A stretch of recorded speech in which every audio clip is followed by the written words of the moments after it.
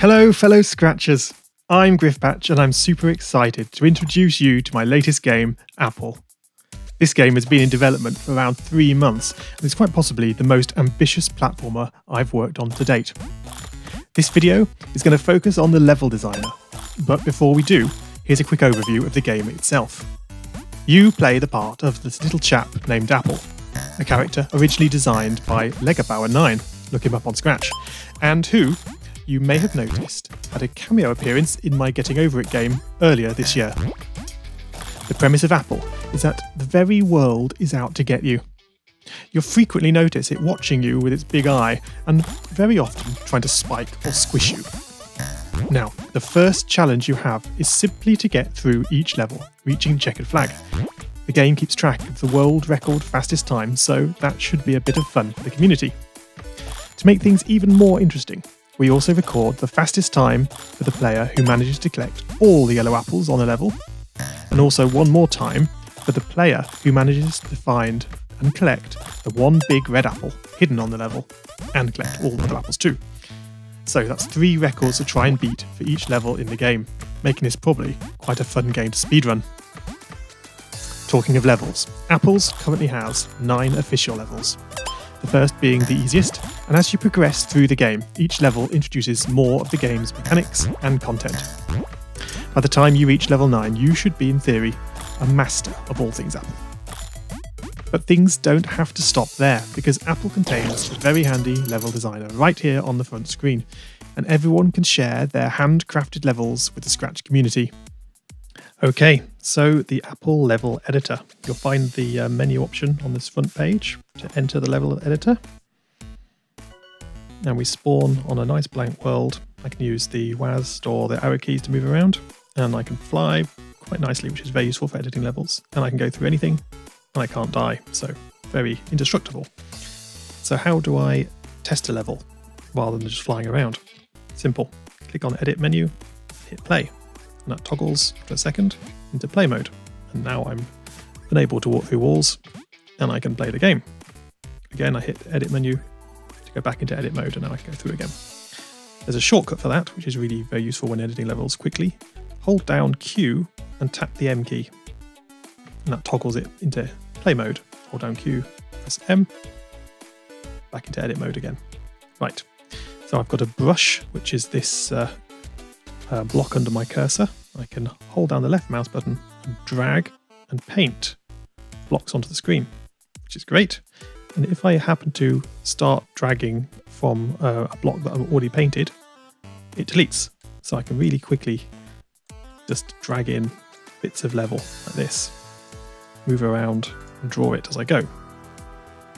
So what about swapping to a different type of brush? Well, that's the number keys. So number 1 key toggles between different solid blocks, different shapes, different textures, like this, and some different sized ones too, like this. I can put in little blocks. If I test it by holding Q and tapping M, you can see now I can test out my level. Great. Q, M, again, back into edit mode. Now, what about different type of things? So how about spikes? That's the number 3 key. So here's some spikes, different spikes. I can put some spikes down in this pit like this. That looks cool, doesn't it? There's another shortcut here. If I want to use the same brush that I've already used, like if I wanted to paint with this one, put my mouse over that block, press the E key, which means eyedropper. And there, look, I'm now drawing with that block. E over the spikes, it becomes a spike. So I can quickly go around, find a block I like that one, and then I can draw with it. Okay, so there's some spikes. Let's just test they work. I just press the Q and M. Yep, spikes work a treat. Okay, so what if I wanted to change where I appear on the level? So if I press the 5 key, that shows me things like collectibles. So I can drop in an apple. 5 again is a checkpoint flag. 5 again, that's a used checkpoint flag. I don't really need that one, to be honest. 5 again, that's the end of level flag, very important. Let's put one of those over here, the end of the level. Okay, 5 again. Now that's a special apple. That's an apple that will follow a platform. So don't use that for anything else but for moving platforms. I'll show that later. Keys. And here we go. There is the spawn point. So that was the number 5 key to find that. And I wanted to spawn up here. Okay, so when the game starts now, I'm going to appear up there. I've got an apple to collect, I've got a checkpoint, and I've got an end of level. Before we do anything else with this level, let's just try and get an enemy in. Now that's the number 4 key. So here's the default enemy. I'll put him here, like this. Now, let's just see what happens if I run that. So I'll just use the play button. He starts, and he falls into the spikes. Not a very good way. What I wanted to do is go left and right up here.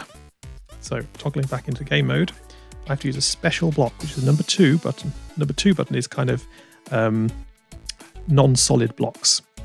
So I've got this decoration block. So again, I get this grey X. The grey X is a special one, which is very useful for enemies and moving platforms.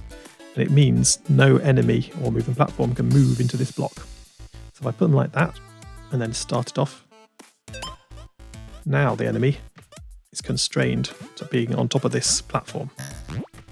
Brilliant. And that is a reasonable quick level.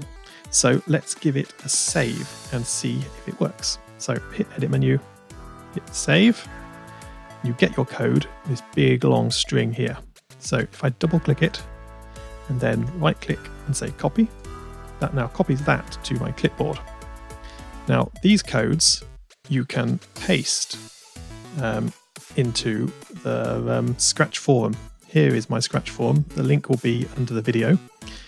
And I'm going to paste this code just here like this. So I'll say, here's my test level code. Enjoy. Like that. So there's the entire level. Hit submit. There we go. A level for someone to try. Now, how do people go about trying these levels? So let's quit out of the level editor, back to the main menu. And now we hit the play button like normal. And rather than choosing a level, click on load. And now we're prompted to enter a level code. So where's that? So if I double click on this, copy it to the clipboard, either right click or press Ctrl C, go back to Apple, paste it to here. Can I paste with right click? Yeah, I can paste it with the right click. Click tick. And here comes our custom level. So yeah, I spawn at the top.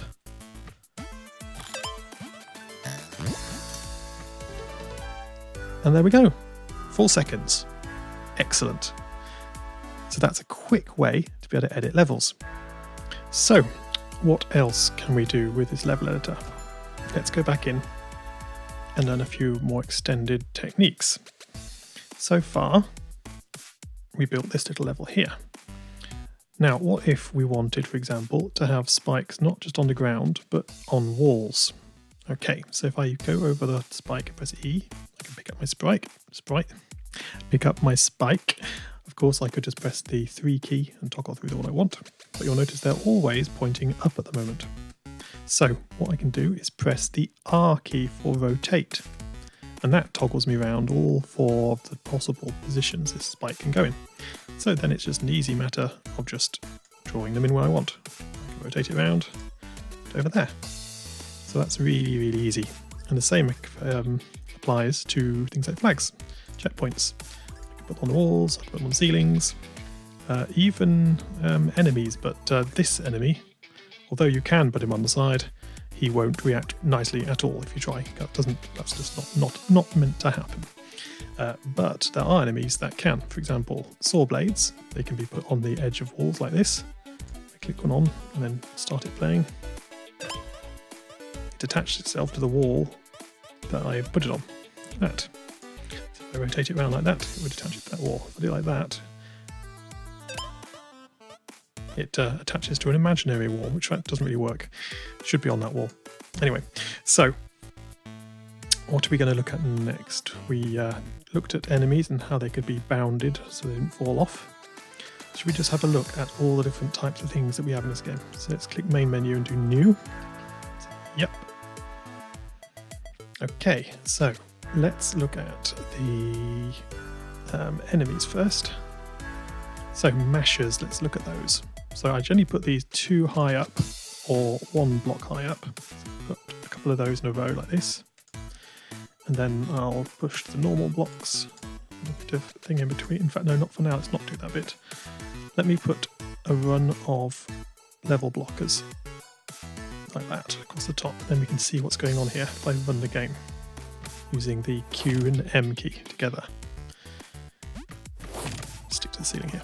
So you'll see that these all go together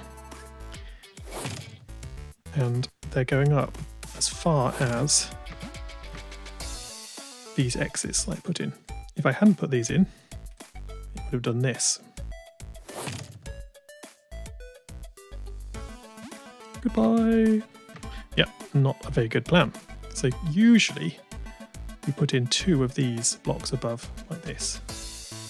And if I just put in, oops, not eyeballs. Oh well, let's do that. Why not? Okay. Now that, having 2 blocks high, hides this top part of the masher. So it's all nice and neat. Okay, now something much more extended, enhanced. What if I want these meshers not to be striking at the same time, but to be like 1, 2, 3, 1, 2, 3. So this is a bit clever. So we enter edit mode. What we do is we put the mouse over the top of the first one and we press the slash key. So this pops up and enter data and an ask block at the bottom here where we can enter commands. Now these are strings of letters and numbers with no spaces in between, but each letter means something. So in this case, I'm going to hold the masher, which is an H key. I'm going to hold it for 0. What that means is that this masher is going to instantly mash down at the very start of the level. Second one, press slash, I'm going to hold it for 10. That's 10 frames, that'll be 1/3 of a second. And then the third one, press slash, hold 20. So we've got H0, H10 and H20. And now, register here and then run the game. They're now beating one after the other, but they're keeping nicely in time with each other. Okay. What if I want them to mash at different speeds? So what you can change is the amount of time they stay at the top. So at the moment they go mash down, they rise up and then they stop for a bit, and they mash again. If I press slash over this again, so I have to type H0 again if I want to keep that. But I also have a D for delay. So H for hold, that's at the start, holds it. And then D is how long it delays at the top. So a delay of 0 would mean it doesn't wait at all. So if I run that now, this first one is going to go up and then drop straight away, which is much more deadly. And I've got this one here then. So if I have a hold of 10, but then a delay of 30 would be a whole second delay at the top. So this one here should come up and wait for a whole second before dropping. Actually, I didn't really see that much because I think I must hold for about a second anyway. So if I delay, sorry. So if I delay it for 60, that should be 2 seconds, which is longer than normal. Let's give that a go. So it goes back up and then it waits 2 seconds before dropping again. There we go. You can add a lot more interest into your level by programming these things like this. Now what if I want these to mash only when I come near them the first time? So you can't make it so that they, you can't at the moment make it so that they always drop when you stand on a certain place, but you can make it so they drop the first time. Let me show you how to do that. So if I come over here and I put in here a G code, which is group, and I'm going to call it G1 for group 1. And I'm going to do the same for all of these, G1, G1. Okay, so these are all linked to G1 for group 1. And now press 2 key and select this new one, this here. This is a trigger block. And it means if I touch this, it will set off some trigger group. So where are we going to put it? Let's put it just here. Okay, and then I'm going to then I'm going to press the slash key, and I'm going to give this a G1 tag as well. So that's group 1. And now we start the game, and behold, the meshers are all waiting for me. And when I touch this, they all get set off. Now, why didn't they drop straight away and kill me? Because by default, these have a slight hold on them, and I've taken the hold off. So if I do G1, but hold of 0,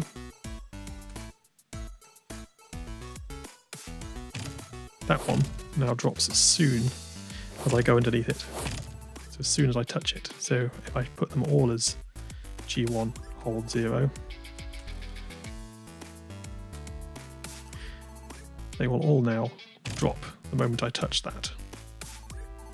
But then they continue dropping until the levels restarted. So it's more for speedruns that you can do that. It's an interesting technique for setting up your level how you want it. Where this is really useful is for things like lifts. So if we switch now to the lift, which I think is the number 6, yes, that's it. So number 6 is lifts and moving platforms. So this first one is a lift that would go left to right. It's a lift that goes up and down. So if I put in, let's just go through them again. I think there's one more lift.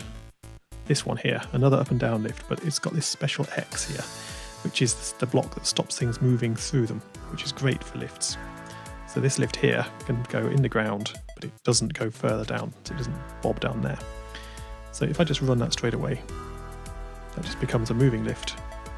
And it just goes up for infinity. So we need to bound it. How do we stop it from moving? Well, we've seen this before. We use the X's. So where do I want it to go to? Probably here. So to move up to level with the top of this, let's give that a go. Perfect. That just bobs up and down between those two X's. And, of course, I can bind this to a trigger block. So if I put a trigger block above the lift, and then I put this into group 2 this time, because that's group 1, I'll also tag the lift with the G2, so both of those are group 2. Now the lift stays where it is, so I stand on it, and it goes up. What if I wanted it to stay where it is at the top and then come down, so pause at the top before coming back down?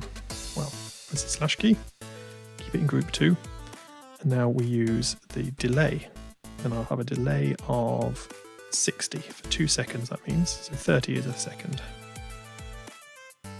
Okay, we'll give that a go. It goes, and it should stop for 2 seconds.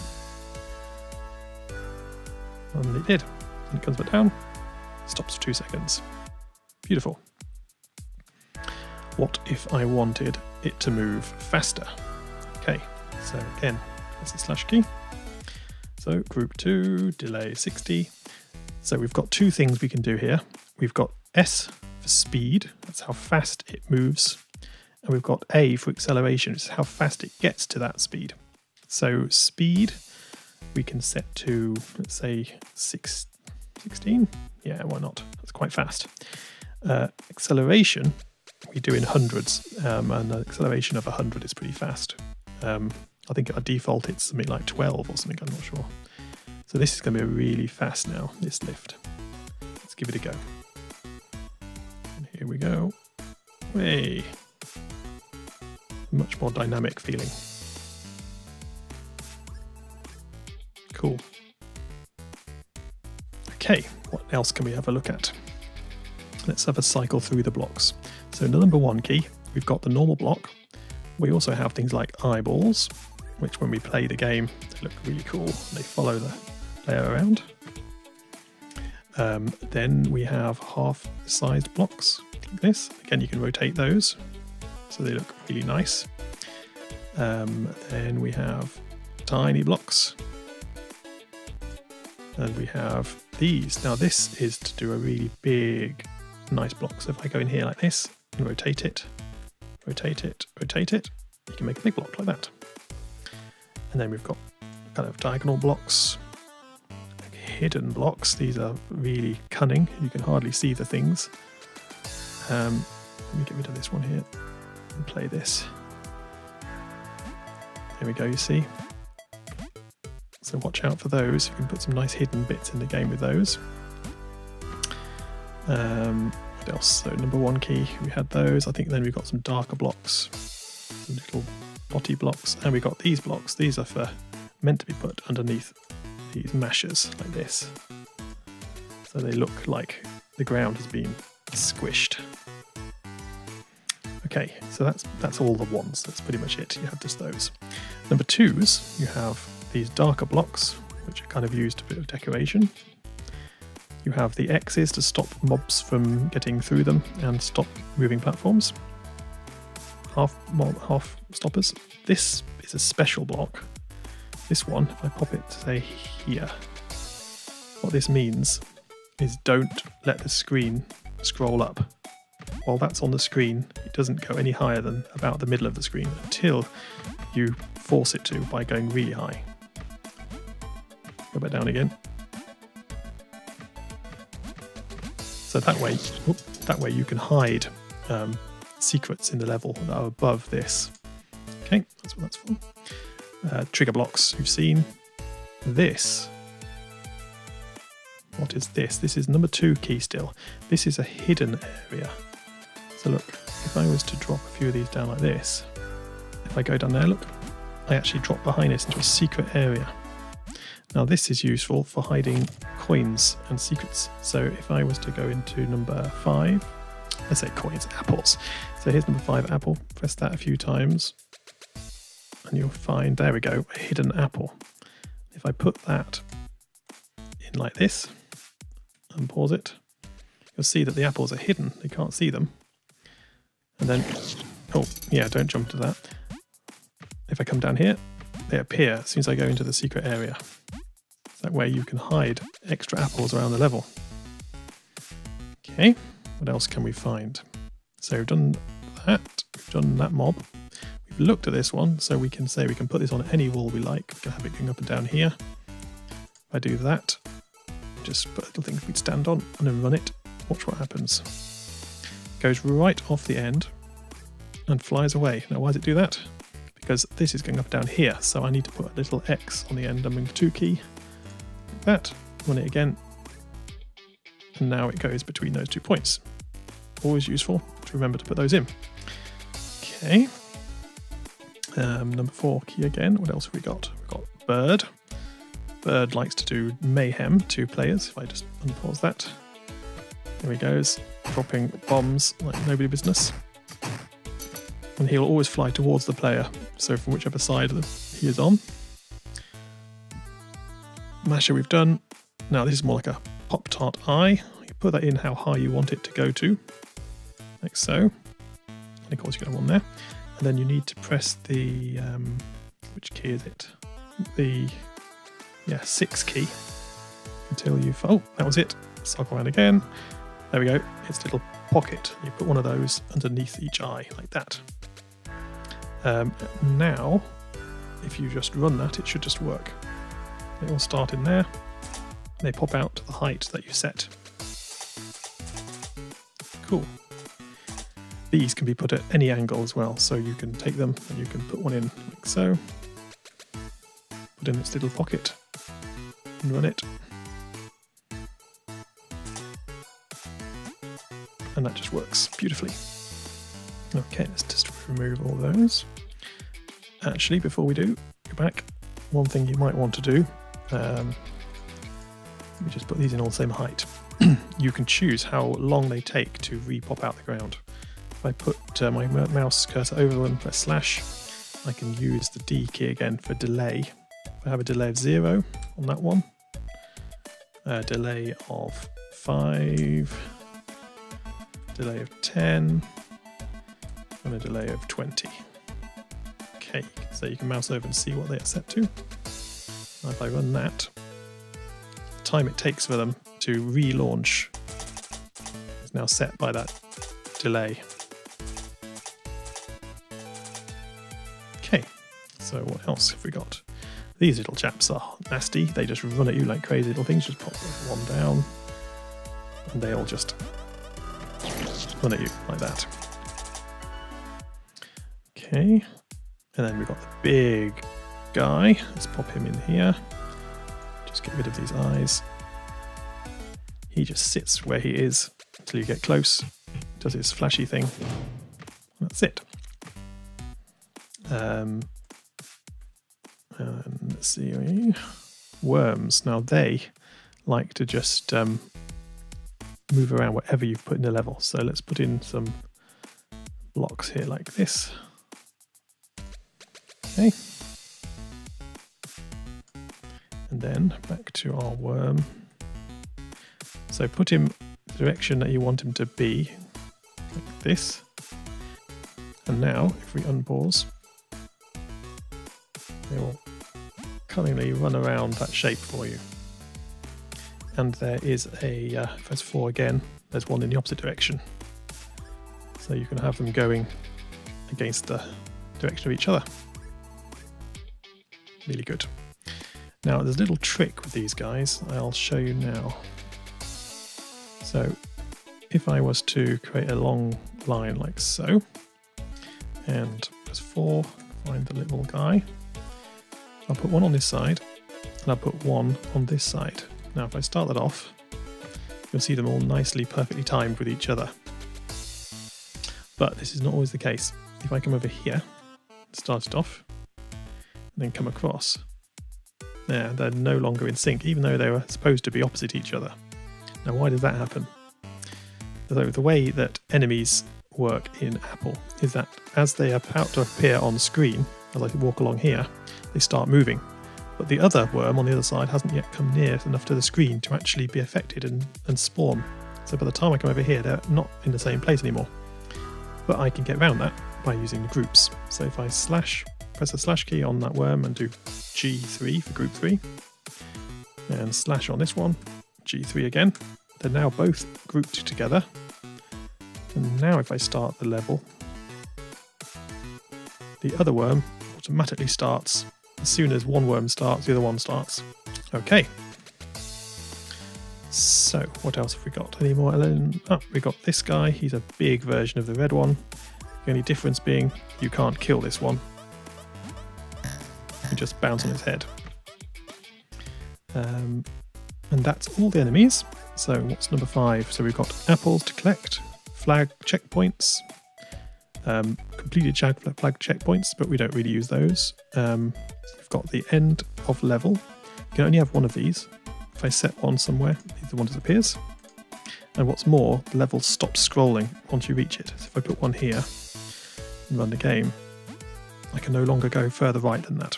So you've got to remember that.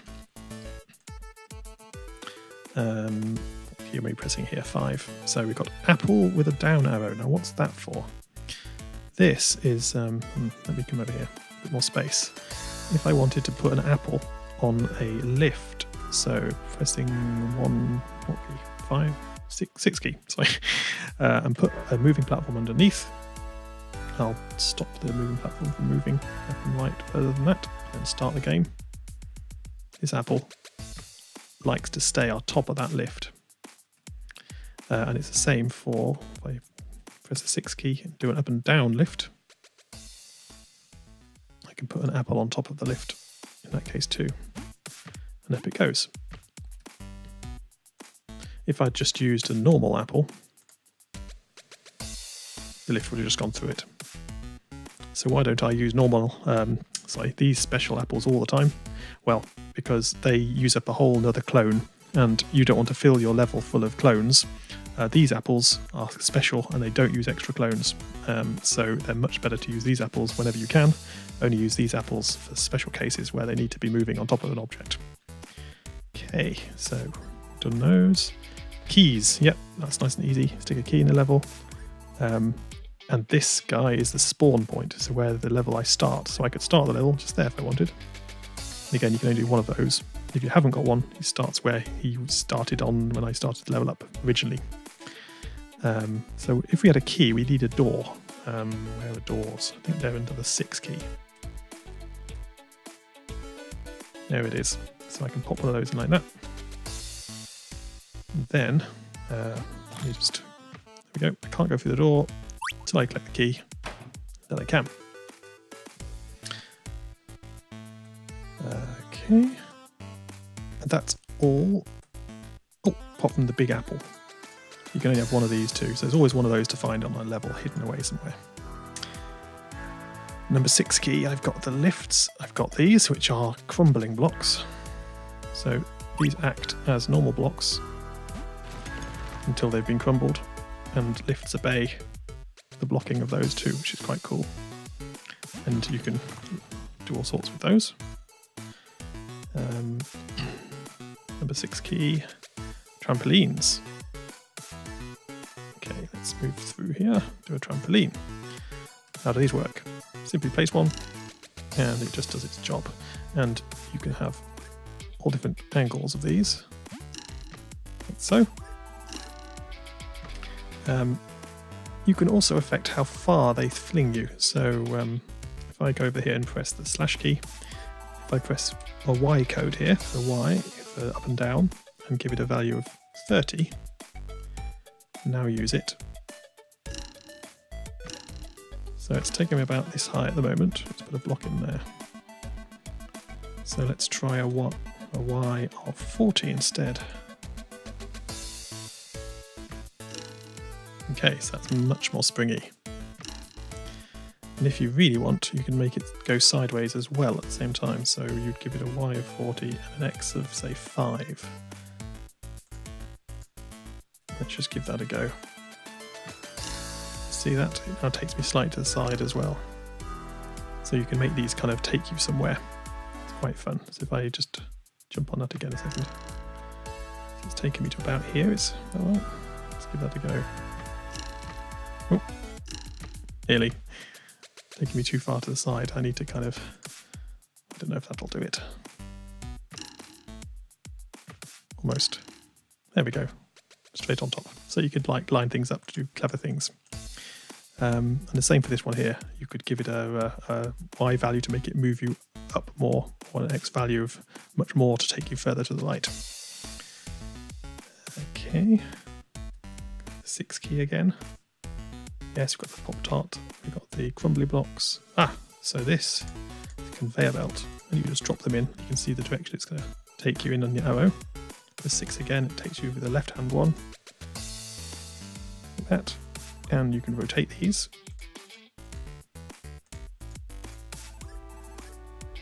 They take you wherever they go, and I can stick to the wall, stick to the ceiling, and they can take you in all different places. Okay, what else? I think that's all of them 6s.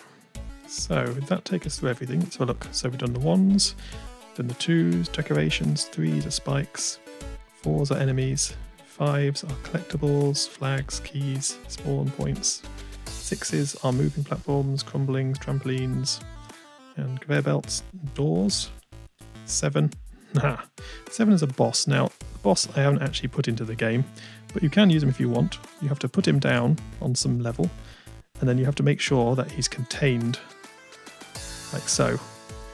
And yeah, have a go. You can have a go if you want, but he's not meant to be there, so I wouldn't use him in your levels if I were you.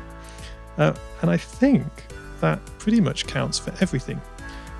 So you're able to then save your game, and when you've saved it, go to the forum and post it for other people to have a play with and enjoy.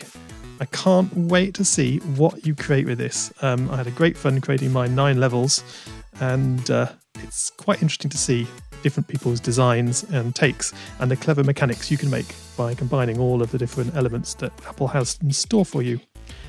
Well, I do hope you're going to enjoy this. I am really enjoying it, and I cannot wait to see what you make. So post them on the forum, and I'm going to play them, and I'm sure everybody else will too. And who knows, maybe I'll take some of the best levels and add them to the game, or a new version of the game that we can all play together later. So thank you for watching. Do subscribe. Love this video, and see you on Scratch, guys. Bye.